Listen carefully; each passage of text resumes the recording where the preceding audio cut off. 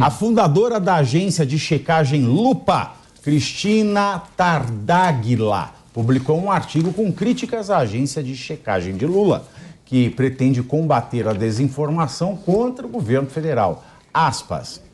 Não é apenas uma péssima ideia, por tentar igualar propaganda governamental ao instrumento que foi criado justamente para vigiá-la. É também um movimento perigoso que acontece em meio a outras possíveis mudanças no terreno em que a luta contra a desinformação se dá. Fecho aspas. Segundo Cristina, um fact-checking de governo é um paradoxo que simplesmente não dá para existir. E que esse instrumento é usado por, segundo ela, governos pouco democráticos. E aí, Bruno Musa? Ela está com medo da concorrência? Ela fala o que ela sente? E eu pergunto isso por quê? Porque a agência Lupa ainda não jogou a lupa em cima de todas as vezes que Lula diz que Dilma sofreu um golpe. Eu não sei se ela tem medo de concorrência. Eu acho que a concorrência, no fundo, a concorrência, da forma como eu vejo a economia, a concorrência, ela tem que ser bem vista por todo mundo. Claro que as pessoas não gostam, nós não gostamos enquanto estamos envolvidos, mas é a concorrência que nos faz crescer, que nos faz sermos melhores para poder continuar no mercado e concorrer. Isso aqui se trata de continuar vivo, né?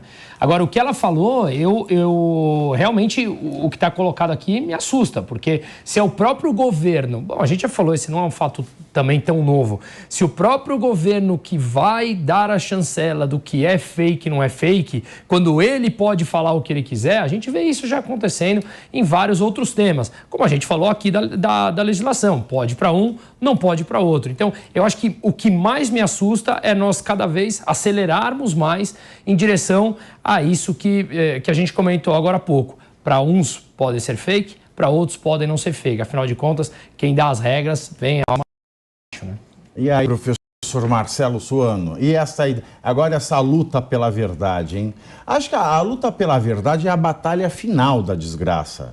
Né? Porque quando a gente chega assim, você tá dormindo? Tô lendo aqui. Você tá dormindo. Eu dormindo? Que isso? Tô achando interessante o que você tá falando. Nossa, você até roncou, fez um micro-ronco. Não, você tá brincando. Não, tô brincando.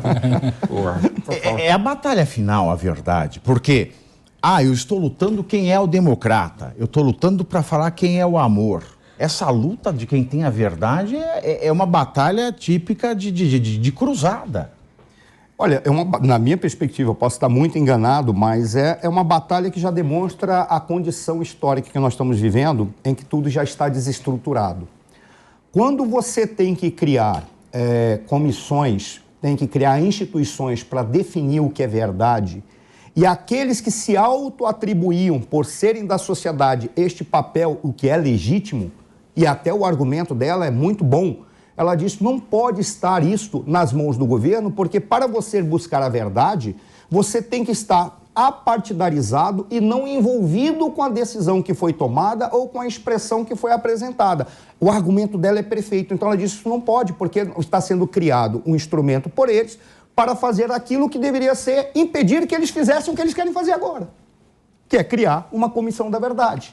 Ou criar um Ministério da Verdade. Ou seja, não pode caber ao governo. Mas quando a gente chega nesse ponto, significa que a sociedade já está totalmente perdida e ela não está vivendo mais em condição de acreditar nas suas leis e nas suas instituições. O que nós vivemos, o que me parece, é uma condição de fragilização das instituições. O que isso significa? Uma instituição, uma regra de conduta. As pessoas não acreditam mais nessas regras, elas não servem mais para nada.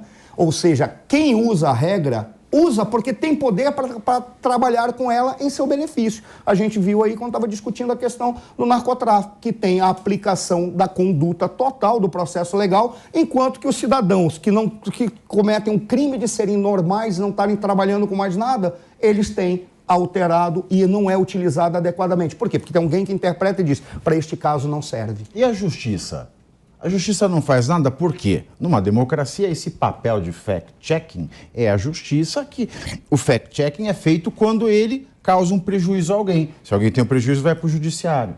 Eu concordo com a reflexão, Pavi, e a questão é o que professor Marcelo colocou. É a falta de descredibilidade, a falta de crença das pessoas nessas instituições. Por isso é necessário que se crie a agência privada de checagem de fatos e agora é necessário que o governo crie a sua própria agência de checagem de fatos. O professor Marcelo colocou que o argumento dela é muito bom. O argumento dela era muito bom. Porque após uma conversa com a SECOM, ela retirou os tweets, retirou todas as críticas. Então, a gente vê isso aí, mais um capítulo aí nessa escalada autoritária desse atual governo para ter o monopólio da verdade. Eles querem cooptar todos os nossos juízes, querem ali construir um STF à sua maneira, eles querem ir tomando ao pouco as instituições. Novamente, isso não acontece de uma hora para outra. Essa tomada de poder, como dizia o José Dirceu naquela famigerada reunião lá no passado, essa tomada de poder ela não é de um momento para o outro, ela é gradual. E essa tentativa de trazer para o governo o monopólio do que é verdade, o que é mentira, o que é bom, o que é ruim, é mais um capítulo dessa triste história que o nosso país está vivendo. E a gente é vítima de mentira, né?